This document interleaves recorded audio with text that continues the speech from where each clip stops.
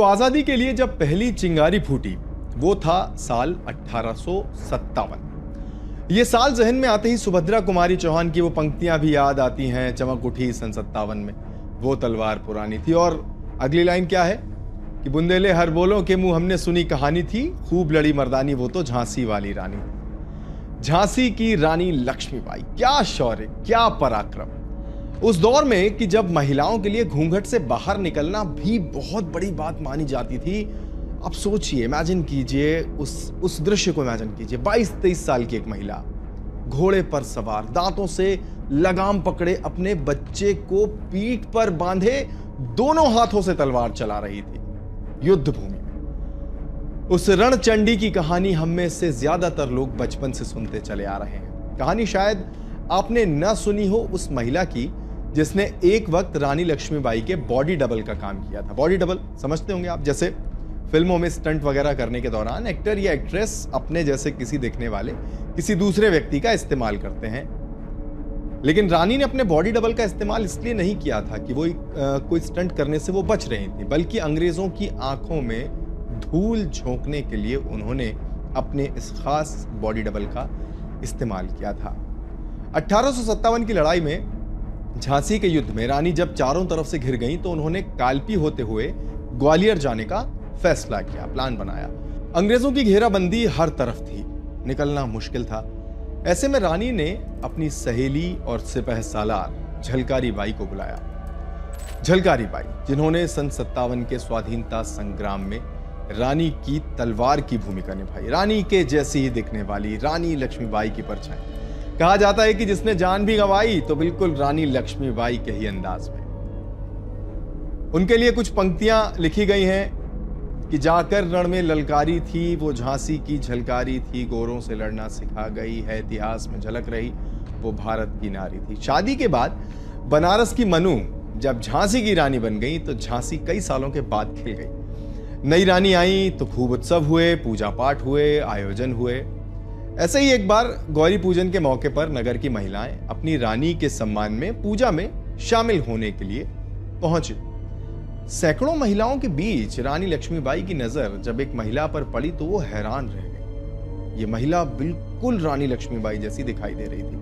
नाम पूछा, बाकी दासियों को भेजा तो पता चला कि झलकारी नाम है इस महिला का। झलकारी के बारे में और जाना तो रानी को और हैरानी हुई। गरीब बुनकर परिवार में पैदा हुई झलकारी ने बचपन में अपनी मां को खो दिया था। झांसी के एक सैनिक पूरन कोरी की पत्नी झलकारी बचपन में एक तेंदुए को कुल्हाड़ी से मार चुकी थी। तलवार चलाना, घुड़सवारी करना उसे भी पसंद था जैसे लक्ष्मीबाई को पसंद था। अपने जैसी लगी ये महिला रानी की सहेली भी बनी और सेना का हिस्सा भी। रानी लक्ष्मीबाई, जिन्होंने अपने महल में महिला फौज के रूप में दुर्गा दल का निर्माण किया था, झलकारी उस सेना का एक जरूरी हिस्सा हो गई। तो पहले बंदूक चलाना सीखा, फिर तोप चलाने पे भी हाथ आजमाया, फिर तलवारबाजी को और तराशने जैसे काम लक्ष्मीबाई के साथ रानी के महल और किले दोनों जगहों पर होते रहे। कहानी धीरे धीरे ऐसे ही आगे बढ़ती रही और भी सारे घटनाक्रम हुए और इन सब के बीच में कुछ ऐसी चीजें भी हुई जिसने झांसी का भविष्य, उस समय का भविष्य जो था, इतिहास पूरी तरह से बदल कर रख दिया। पहले झांसी के राजकुमार, रानी के 4 महीने के बेटे की असमय मौत, फिर राजा गंगाधर राव का निधन। झांसी पर संकट के बादल छा चुके थे। अंग्रेजों ने चालबाजी से पहले तो झांसी को अपने कब्जे में लेने की खूब कोशिश की। जब बात नहीं बनी तो डलहौजी की नीति सामने लेकर आ गए। बोले कि झांसी डलहौजी की नीति के तहत उस पर अंग्रेजों का कब्जा होना चाहिए। और फिर भी जब रानी नहीं मानी तो उसे हड़पने के लिए ब्रिटिश सेना ने किले पर हमला कर दिया। इस दौरान पूरी झांसी की सेना ने लक्ष्मीबाई के साथ मिलकर अंग्रेजों को मुंह तोड़ जवाब दिया। कुछ जगहों पर रानी जीती भी, कुछ जगहों पर उसे नुकसान भी हुआ। खैर, ये युद्ध कई महीनों तक चलता रहा और फिर अप्रैल 1858 में झांसी की रानी ने अपने बहादुर सैनिकों के साथ मिलकर कई दिनों तक अंग्रेजों को किले के भीतर नहीं घुसने दिया। यह पूरा घटनाक्रम जब चल रहा था और अंग्रेजों के लिए झांसी जीतना बड़ा मुश्किल हो गया, तो फिर उन्होंने वो तरीका अपनाया जो आमतौर पर वो युद्ध में अपनाते थे, जिसे कहते हैं घर को भेदना। रानी की सेना के एक सैनिक दुल्हाजू राव को ब्रिटिशर्स ने, अंग्रेजी सेना ने खरीद लिया और उस सैनिक ने रानी को धोखा दे दिया। उसने अंग्रेजों के लिए किले का एक दरवाजा खोल दिया। अंग्रेजी सेना किले में दाखिल हुई, रानी की सेना कमजोर पड़ी और जब यह तय हो गया कि किले पर अंग्रेजों का अधिकार होना ही है, तो झांसी के सेनापतियों ने और रानी के सलाहकारों ने लक्ष्मीबाई को किले से दूर जाने की सलाह दी। इसके बाद वो कुछ विश्वसनीय सैनिकों के साथ किले से दूर चली गईं। किले के भीतर युद्ध चलता रहा। युद्ध में झलकारी बाई के पति भी शहीद हो गए। लेकिन इस सब के बीच में कि रानी अंग्रेजों के हाथ न लगे और झांसी में अंग्रेज इस युद्ध में बने रहें, उनके साथ मोर्चा लेते रहें, झलकारी बाई ने एक प्लान बनाया, एक योजना बनाई। उन्होंने लक्ष्मीबाई की तरह कपड़े पहने और सेना की कमान अपने हाथ ली। इतना ही नहीं, अंग्रेजों को इस बात की भनक ना पड़ पाए कि लक्ष्मीबाई किले से जा चुकी हैं, ये सोचकर वो अंग्रेजों को चकमा देने के लिए किले से निकलकर ब्रिटिश जनरल ह्यूरोज के कैंप की तरफ पहुंच गए। जब तक अंग्रेज उन्हें पहचान पाते, तब तक लक्ष्मीबाई को पर्याप्त समय मिल गया। इस पूरी घटना का जिक्र मशहूर साहित्यकार वृंदावन लाल वर्मा के ऐतिहासिक उपन्यास झांसी की रानी लक्ष्मीबाई में भी है। उन्होंने जो लिखा वो हम आपको बताते हैं। उन्होंने लिखा कि झलकारी ने अपना श्रृंगार किया, बढ़िया से बढ़िया कपड़े पहने, ठीक उसी तरह जैसे लक्ष्मीबाई पहनती थी। गले के लिए हार नहीं था, लेकिन कांच के गुरियों का कंठ था, उसको गले में डाल दिया। प्रातः काल के पहले ही हाथ मुंह धोकर तैयार हो गई। पौ फटते ही घोड़े पर बैठी और ऐंठ के साथ अंग्रेजी छावनी की ओर चल दी। साथ में कोई हथियार न लिया, चोली में केवल एक छुरी रख ली। थोड़ी ही दूर पर गोरों का पहरा मिला, टोकी गई। झलकारी को अपने भीतर भाषा और शब्दों की कमी पहले जान पड़ी, परंतु वो जानती थी कि गोरों के साथ चाहे जैसा भी बोलने में कोई हानि नहीं होगी। झलकारी ने टोकने के उत्तर में कहा, हम तुम्हारे जड़ल के पास जाऊं थे। यदि कोई हिंदुस्तानी इस भाषा को सुनता तो शायद उनकी हंसी आए बिना नहीं रहती। एक गोरा हिंदी के कुछ शब्द जानता था, बोला, कौन? रानी, झांसी की रानी लक्ष्मीबाई। झलकारी ने बड़ी हेकड़ी के साथ उसका जवाब दिया। गोरों ने उसको घेर लिया। लोगों ने तुरंत आपस में सलाह की, जनरल ह्यूरोज के पास अविलंब ले चलना चाहिए। उसको घेर कर गोरे अपनी छावनी की तरफ बढ़े। शहर भर के गोरों में हल्ला फैल गया कि झांसी की रानी पकड़ ली गई। गोरे सिपाही खुशी में पागल हो गए। उनसे बढ़कर पागल झलकारी थी। उसको विश्वास था कि मेरी जांच पड़ताल और हत्या में जब तक अंग्रेज उलझेंगे, तब तक रानी को इतना समय मिल जाएगा कि वो काफी दूर निकल जाएगी और बच जाएगी। झलकारी ह्यूरोज के पास पहुंची, लेकिन वो अभी भी घोड़े से नहीं उतरी थी। रानियों की सी शान, वैसा ही अभिमान, वही हेकड़ी। ह्यूरोज भी कुछ देर के लिए धोखे में आ गया। वृंदावन लाल वर्मा ने आगे लिखा है कि दूल्हाजू राव ने जनरल ह्यूरोज को इसी बीच बता दिया कि असली रानी नहीं है। इसके बाद ह्यूरोज ने पूछा कि तुम्हें गोली मार देनी चाहिए? झलकारी ने उत्तर दिया कि मार दो, इतने सैनिकों की तरह मैं भी मर जाऊंगी। झलकारी के इस रूप को अंग्रेज सैनिक स्टुअर्ट ये देखकर बोला कि यह महिला तो पागल है। जनरल ह्यूरोज ने कहा कि नहीं स्टुअर्ट, इस घटना का जिक्र कुछ इतिहासकारों ने किया है, बिल्कुल यही शब्दशः ये बात आई है कई जगहों पर। जनरल ह्यूरोज ने कहा कि स्टुअर्ट नहीं, अगर भारत की 1% महिलाएं भी इस जैसी हो जाएं, तो अंग्रेजों को जल्दी ही भारत छोड़ना पड़ेगा।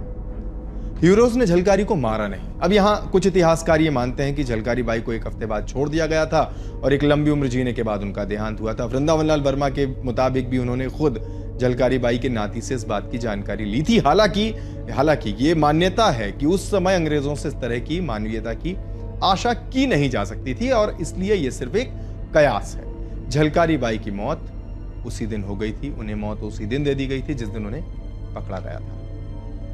झलकारी बाई के जीवन के अंत को लेकर भले ही एक या दो मत हों, लेकिन एक बात से इनकार नहीं किया जा सकता कि उन्होंने देश के लिए, अपनी मिट्टी के लिए, अपनी झांसी और अपनी सहेली के लिए मौत को गले लगाने से ज्यादा जरूरी कुछ नहीं समझा।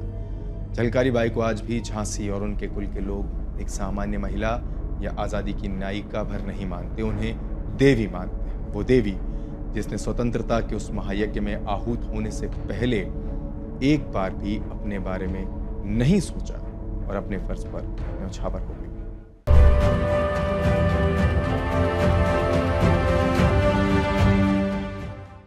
सन 57 की क्रांति को 150 साल से भी ज्यादा हो चुके हैं। देश में आजादी के ध्येय के साथ जब अलग अलग हिस्सों में आजादी के संग्राम की चिंगारियां भड़कना शुरू हुई, तो अंग्रेजों को समझ आ गया था कि अब इस देश में उनका समय पूरा हो चुका है। यह विद्रोह इतना भीषण था कि एक बार तो अंग्रेजों को भी यही लगा कि अब हिंदुस्तान उनके हाथ से निकल ही जाएगा। अंग्रेजों को ऐसा इसलिए भी लग रहा था क्योंकि पहली बार रानी लक्ष्मीबाई जैसी महिलाओं ने घर की दहलीज छोड़कर यूनियन जैक को उतारने का मन बना लिया था। महिलाएं युद्ध भूमि में अपना कौशल दिखा रही थीं, तो रणनीतिक रूप से भी बड़े बड़े क्षेत्रों का प्रतिनिधित्व कर रही थीं। उस वक्त लखनऊ और उसके आसपास का हिस्सा अवध कहलाता था। अवध भी उस वक्त झांसी जैसा ही महसूस कर रहा था, कमजोर, परेशान और अंग्रेजों की ललचाई आंखों का शिकार बनने के लिए पूरी तरह तैयार। इसी अवध में जब आजादी की पहली लड़ाई का ऐलान हुआ तो उसकी कमान संभाली बेगम हजरत महल ने। बेगम हजरत महल 1820 में अवध प्रांत के एक फैजाबाद जिले के छोटे से गांव में बेहद गरीब परिवार में जन्मी थी। बचपन में उन्हें सब मोहम्मदी खातून या कुछ इतिहासकार ऐसा मानते हैं कि मोहम्मद खानम कहकर पुकारते थे। इतिहासकारों के मुताबिक बेगम हजरत महल के परिवार की हालत इतनी खराब थी कि उनके माता पिता उनका पेट भी नहीं पाल सकते थे और इसी वजह से उन्हें राजशाही घरानों में कलाकार के रूप में काम करने पर मजबूर होना पड़ा। मोहम्मदी खातून के नृत्य कौशल को तारीफ मिली तो उन्हें शाही हरम के परी समूह में शामिल कर लिया गया। हरम में महिलाओं का अलग अलग ग्रुप उस वक्त हुआ करता था। राजशाही हरम जो राजा का हरम होता था उस वक्त, नवाब का हरम जिसे बोलते हैं, उसमें, और उसमें एक परी समूह था और इसी परी समूह में उन्हें शामिल किया गया। नया नाम मिला मोहम्मदी खातून को अब बोला जाने लगा महक परी। नया नाम मिला महक परी के रूप में। महक परी बन गई मोहम्मदी खातून। एक बार जब अवध के नवाब वाजिद अली शाह ने उन्हें देखा तो उनकी सुंदरता पर मुग्ध हो गए और उन्हें अपने शाही हरम में शामिल कर लिया। उन्हें अपनी बेगम भी बना लिया। महक परी को अब यहां एक और नया नाम मिलता है, बेगम हजरत महल। बेगम हजरत महल का एक बेटा हुआ, उसका नाम रखा गया बिरजिस कादर। सब कुछ जिंदगी में ठीक ठाक ही चल रहा था। फिर सन 1856 में अंग्रेजों की नजर अवध को लग गई। कहानी में कई मोड़ आते हैं, लेकिन मोटी मोटी बात को समझे तो ईस्ट इंडिया कंपनी अपनी कूटनीतिक चालों के जरिए नवाब वाजिद अली शाह को बंदी बना लेती है और गिरफ्तार कर कलकत्ता में कैद कर लेती है। यहां पर अवध में बेगम हजरत महल अपने बेटे बिरजिस कादर को, जो कि अभी बालिग भी नहीं हुआ है, उसे गद्दी पर बैठा देती हैं। कुछ महीने तो अंग्रेज दबाव बनाते रहे, लेकिन जब बातचीत के सारे दरवाजे बंद हो गए तो 7 जुलाई 1857 को बेगम हजरत महल अंग्रेजों के खिलाफ रणभूमि में उतर गई और यहां पर बेगम हजरत महल की एक नई भूमिका सामने आती है, एक नया चेहरा सामने आता है। बेगम एक कुशल रणनीतिकार के रूप में उभरी, जिनके अंदर सैन्य और युद्ध कौशल समेत कई गुण विद्यमान थे। उन्होंने अंग्रेजों के चंगुल से अपने राज्य को बचाने के लिए अंग्रेजी सेना से वीरता के साथ डटकर मुकाबला किया। बेगम हजरत महल के कुशल नेतृत्व में उनकी सेना ने लखनऊ के पास चिन्हट और दिलकुशा में हुई लड़ाई में अंग्रेजों के छक्के छुड़ा दिए। लखनऊ में हुए इस विद्रोह में साहसी बेगम हजरत महल ने अवध प्रांत के गोंडा, फैजाबाद, सलोन, सुल्तानपुर, सीतापुर, बहराइच और बाकी जगहों को अंग्रेजों से मुक्त करा लिया और लखनऊ पर अपना कब्जा फिर से जमा लिया। तो इतिहासकारों के मुताबिक अंग्रेजों के खिलाफ हुई इस लड़ाई में बेगम हजरत महल का कई राजाओं ने साथ दिया था। बेगम हजरत महल की सैन्य प्रतिभा से प्रभावित होकर ही स्वतंत्रता संग्राम में मुख्य भूमिका अदा करने वाले नाना साहब ने भी उनका साथ दिया। इसके अलावा राजा जयलाल, राजा मानसिंह ने भी इस लड़ाई में रानी हजरत महल के साथ मैदान में अंग्रेजों से लोहा लिया। इस लड़ाई में हजरत महल ने हाथी पर सवार होकर अपनी सेना का कुशल नेतृत्व किया। इस भयानक युद्ध के कारण अंग्रेजों को लखनऊ रेजिडेंसी में छिपने के लिए मजबूर होना पड़ा। लखनऊ रेजिडेंसी में छिपने का जो वाक्य इतिहास में दर्ज है और काफी उसका जिक्र भी होता है। हालांकि बाद में अंग्रेजों ने ज्यादा सेना और हथियारों के बल पर एक बार फिर से लखनऊ पर आक्रमण किया और लखनऊ और अवध के ज्यादातर हिस्से पर अपना कब्जा जमा लिया। इसके चलते बेगम हजरत महल को पीछे हटना पड़ा और अपना महल छोड़कर जाना पड़ा। इस हार के बाद वो अवध के देहातों में जाकर लोगों को अंग्रेजों के खिलाफ लड़ने के लिए इकट्ठा करती रही। अवध के जंगलों को अपना ठिकाना बनाया और इसी दौरान नाना साहब और फैजाबाद के मौलवी के साथ मिलकर शाहजहांपुर में भी आक्रमण किया और गुरिल्ला युद्ध नीति से अंग्रेजों की नाक में दम कर दिया। ऐसा कहा जाता है कि बेगम हजरत महल पहली ऐसी बेगम थी जिन्होंने लखनऊ के विद्रोह में हिंदू मुस्लिम सभी राजाओं और अवध की आवाम के साथ मिलकर अंग्रेजों को हराया था। बेगम हजरत महल ने ही सबसे पहले अंग्रेजों पर मुस्लिमों और हिंदुओं के धर्म में फूट और नफरत पैदा करने का आरोप भी लगाया था। अंग्रेजों के साथ लड़ाई के दौरान उनके कई साथी शहीद हो गए और इन सब के बीच बेगम हजरत महल धीरे धीरे बिल्कुल अकेली पड़ती गई। अब उनके पास अवध छोड़ने के अलावा कोई और दूसरा रास्ता नहीं बचा था। वजह एक ये भी थी कि अंग्रेजों ने अपनी दमनकारी नीति के तहत इस तरह की प्लानिंग की, इस तरह की योजना बनाई कि धीरे धीरे जिन जिन जगहों पर बेगम हजरत महल और बाकी राजाओं ने कब्जा किया था वो जगहें छूटती गईं और यही वजह रही कि बेगम हजरत महल अवध के जंगलों में अकेली रह गई।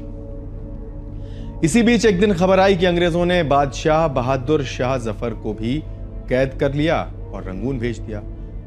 हालात काफी बिगड़ चुके थे, लेकिन इसके बाद भी हजरत महल नहीं चाहती थी कि वो अंग्रेजों की बंदी बने, इसलिए वो अपने बेटे के साथ नेपाल चली गई। नेपाल के राजा राणा जंग बहादुर उनके साहस और स्वाभिमान से काफी प्रभावित थे, इसीलिए उन्होंने बेगम हजरत महल को नेपाल में शरण दी। यहां पर वो अपने बेटे के साथ एक साधारण महिला की तरह जीवन व्यतीत करने लगी। 1857 की आजादी की पहली लड़ाई की अकेली नेता थी जिन्हें अंग्रेज कभी पकड़ नहीं पाए। कुछ इतिहासकारों का ऐसा भी मानना है कि उनके पूर्व पति वाजिद अली शाह विद्रोह में हजरत महल की भूमिका से काफी नाराज भी हुए थे और उन्होंने कर्नल केवनाक से शिकायत की थी कि उन्हें हजरत महल द्वारा उनके नाम का इस्तेमाल किए जाने की कोई जानकारी नहीं थी। बेगम हजरत महल 1879 तक जीवित रहीं। अंग्रेजों ने आखिर तक उनके वापस भारत आने की इच्छा को स्वीकार नहीं किया। कुछ इतिहासकारों का यह भी मानना है कि अंग्रेजों ने उन्हें एक मोटी पेंशन देने का भी वादा किया था और उनसे कहा था कि वो भारत आए। शायद बेगम हजरत महल को इस बात का अंदेशा था कि उनके भारत वापस लौटने पर, नेपाल से वापस लौटने पर अंग्रेज उन्हें गिरफ्तार कर सकते हैं और इसी वजह से वो भारत वापस नहीं आए। अंग्रेजों ने उन्हें वाजिद अली शाह की तरह ही पेंशन देने की पेशकश भी की, लेकिन बेगम ने उसे भी ठुकरा दिया। नेपाल में ही उनकी मौत हुई और उन्हें वहीं दफना दिया गया। लेकिन अंग्रेजों से बराबरी की टक्कर लेने वाली इस महिला को इतिहास में शायद वो जगह नहीं मिली जिसकी वो हकदार थी।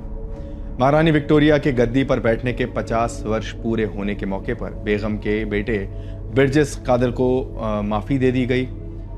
वो वापस भारत लौटे और कलकत्ता में रहने लगे, जहां 14 अगस्त 1893 को उनकी मौत हो गई।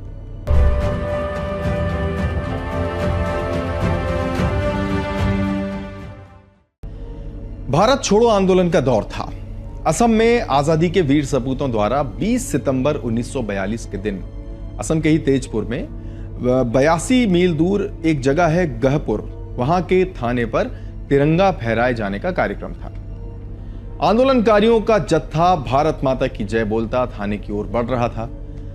तिरंगा थामे 18 साल की एक नवयुवती जुलूस के सबसे आगे चल रही थी। थाने का प्रभारी PM सोम जुलूस को रोकने के लिए सामने आकर खड़ा हो गया। आंदोलनकारियों में सबसे आगे चल रही उस लड़की से उसने कहा कि इस जत्थे को आगे मत ले जाओ, इसे यहीं से वापस मोड़ दो। लेकिन उस लड़की ने कहा कि हमारा रास्ता मत रोकिए, हम आपसे संघर्ष करने नहीं आए हैं, हम थाने पर तिरंगा फहराकर स्वतंत्रता की ज्योति जलाने आए हैं और इसके बाद हम लौट जाएंगे। थाने के प्रभारी ने भीड़ को डांटते हुए कहा कि अगर तुम लोग 1 इंच भी आगे बढ़े तो गोलियों से उड़ा दिए जाओगे। इस पर वो युवती शेरनी की तरह गरज उठी और बोली कि हम युवतियों को अबला समझने की भूल मत कीजिए, हमें किसी का डर नहीं है और हमारी स्वतंत्रता की ज्योति बुझ नहीं सकती। तुम गोलियां चला सकते हो पर हमें अपने कर्तव्य से विमुख नहीं कर सकते। फिर वो करेंगे या मरेंगे, स्वतंत्रता हमारा जन्मसिद्ध अधिकार है जैसे नारे लगाती हुई थाने की ओर बढ़ चली। पीछे से जुलूस के गगनभेदी नारों से आकाश गूंजने लगा। जब बात हद से आगे निकल गई और भीड़ काबू में नहीं आई तो इस पर पुलिस ने जुलूस पर गोलियों की बौछार कर दी। पहली गोली इस जांबाज लड़की के सीने में समा गई। तिरंगा झुकने को हुआ तो उसकी साथी ने तिरंगा थाम लिया। दूसरी गोली इस दूसरी लड़की की मौत बनकर शरीर में धंस गई। लोग गिरते गए लेकिन तिरंगा नहीं झुका। भारत की महान स्वतंत्रता संग्राम सेनानी कनकलता बरुआ भारत छोड़ो आंदोलन के सबसे कम उम्र के शहीदों में से एक थी। इतिहासकार बताते हैं कि जिस वक्त कनकलता बरुआ शहीद हुई उस वक्त उनकी उम्र 18 वर्ष से भी कम थी। 20 सितंबर 1942 को बरुआ ने गोहपुर पुलिस स्टेशन पर तिरंगा फहराने के लिए मृत्यु वाहिनी समूह का नेतृत्व किया था। ब्रिटिश सेना की गोलीबारी के बाद बरुआ की मौत हो गई, लेकिन उनके हाथों में तिरंगा रहा। कनकलता बरुआ का जन्म 22 दिसंबर 1924 को असम के बरंगाबाड़ी गांव में हुआ था। उनके माता पिता कृष्णकांत बरुआ और कर्णेश्वरी बरुआ थे। बरुआ की मां का 5 साल की उम्र में निधन हो गया। इसके बाद उनके पिता ने दोबारा शादी की, लेकिन 1 दशक से भी कम समय के भीतर उनका भी निधन हो गया। उस समय असम में महिलाओं के बीच स्वतंत्रता संग्राम को लेकर 2 तरह के दल हुआ करते थे और इन्हें नाम दिए गए थे शांति वाहिनी और मृत्यु वाहिनी। जो शांति वाहिनी पहला समूह जिसका नाम मैंने लिया, उसके सदस्यों ने शांति से काम किया, स्वतंत्रता के लिए वो शांतिपूर्वक प्रदर्शन करते थे। दूसरा जो समूह था उसके सदस्यों ने खुद को मौत का सामना करने के लिए तैयार किया। कनकलता बरुआ शुरुआत में नेताजी सुभाष चंद्र बोस की आजाद हिंद फौज में शामिल होना चाहती थी। हालांकि उनके नाबालिग होने की स्थिति ने उन्हें शामिल होने से रोक दिया। इसके बाद बरुआ ने मृत्यु वाहिनी समूह में शामिल होना पसंद किया। मृत्यु वाहिनी में शामिल होने का जो प्रोसीजर था वो काफी टफ माना जाता था, लेकिन कनकलता बरुआ के हौसले के आगे उनकी आयु जो है उसे अपवाद के रूप में लिया गया और कनकलता मृत्यु वाहिनी में शामिल हो गई। कनकलता बरुआ को जल्द ही कैडर का प्रभार दे दिया गया और उसी के चलते वो एक जुलूस का नेतृत्व भी करना चाहती थी। बहुत समझाने के बाद, बहुत मना करने के बाद भी जब कनकलता बरुआ नहीं मानी तो फिर उन्हें इसकी अनुमति दे दी गई। 20 सितंबर 1942 को महज 17 साल और कुछ महीने की कनकलता बरुआ ने गोहपुर पुलिस स्टेशन की ओर मार्च में 5000 स्वतंत्रता सेनानियों के एक समूह का नेतृत्व किया था। भारत छोड़ो आंदोलन के समर्थन में वो तिरंगा फहराना चाहती थी। तब बरुआ को थाना प्रभारी द्वारा रोकने की कोशिश की गई, लेकिन जब बरुआ ने उनसे कहा कि मैं सिर्फ अपना कर्तव्य निभा रही हूं, तुम्हें अपना कर्तव्य निभाना चाहिए। इसके बाद पुलिस स्टेशन आए बरुआ और उसके साथियों पर ब्रिटिश पुलिस ने अंधाधुंध फायरिंग शुरू कर दी। कनकलता बरुआ जुलूस में सबसे आगे थी। उनकी हत्या नजदीक से गोली मारकर कर दी गई। गोलियों से छलनी होने के बावजूद बरुआ ने झंडे को नहीं छोड़ा और वो जमीन पर गिर गई। बोरा ने इस इंटरव्यू में बताया था कि बरुआ नहीं चाहती थी कि झंडा जमीन को छुए, इसलिए एक अन्य महिला स्वयंसेवक मुकुंद काकोटी ने झंडा थाम लिया। अंग्रेजों ने उन्हें भी गोली मार दी। कनकलता बरुआ की शहादत ने लाखों लोगों का ध्यान अपनी ओर खींचा। जुलूसों, रैलियों में महिलाओं ने बढ़ चढ़कर हिस्सा लेना शुरू कर दिया। कनकलता बरुआ की शहादत ने एक अलग ही क्रांति को शुरू कर दिया और खास तौर पर पूर्वी भारत में आजादी की चिंगारी जो अब तक बनी हुई थी उसे एक धधकती ज्वाला में बदल कर रख दिया। साल 2023 में स्वतंत्रता दिवस की पूर्व संध्या पर राष्ट्रपति द्रौपदी मुर्मू जी ने अपने भाषण में कहा था कि स्वतंत्रता दिवस की पूर्व संध्या पर मैं अपने साथी नागरिकों के साथ उन ज्ञात और अज्ञात स्वतंत्रता सेनानियों को कृतज्ञ श्रद्धांजलि अर्पित करती हूं जिनके बलिदानों ने भारत को राष्ट्रों के समुदाय में अपना उचित स्थान हासिल करना संभव बना दिया। उन्होंने इसी भाषण में आगे कहा था कि मातंगिनी हाजरा और कनकलता बरुआ जैसी महान महिला स्वतंत्रता सेनानियों ने भारत माता के लिए अपने जीवन का बलिदान दिया। भारतीय तटरक्षक बल ने 2020 में भारत छोड़ो आंदोलन के लिए अपनी जान कुर्बान करने वाली कनकलता बरुआ के नाम पर एक तटरक्षक पोत का नामकरण भी किया। तो ऐसे ही कई ज्ञात और अज्ञात किस्से हैं आजादी से जुड़े हुए, और जैसा कि कार्यक्रम की शुरुआत में हमने आपसे कहा था कि बहुत से ऐसे नाम हैं, चाहे वो पुरुष हो चाहे वो महिलाएं हों, जिन्हें एक जगह मिली, एक स्थान मिला, लोग उनके बारे में जान पाए। लेकिन 78 सालों के सफर में कई नाम ऐसे हैं जो किताबों के पन्नों में दब कर रह गए। ये कार्यक्रम एक कोशिश था कि उन्हीं में से कुछ नामों को हम आपके सामने लेकर आए, उनकी कहानी आपको बताएं और ये भी बताएं कि आज जिस आज़ाद फिजा में हम सांस ले रहे हैं उसे देने में, उसे तैयार करने में, उसे बनाने में इन लोगों के, इन महान विभूतियों के एक एक कतरे की महक आती है। इस कार्यक्रम में फिलहाल इतना ही। मुझे दीजिए इजाजत। नमस्कार।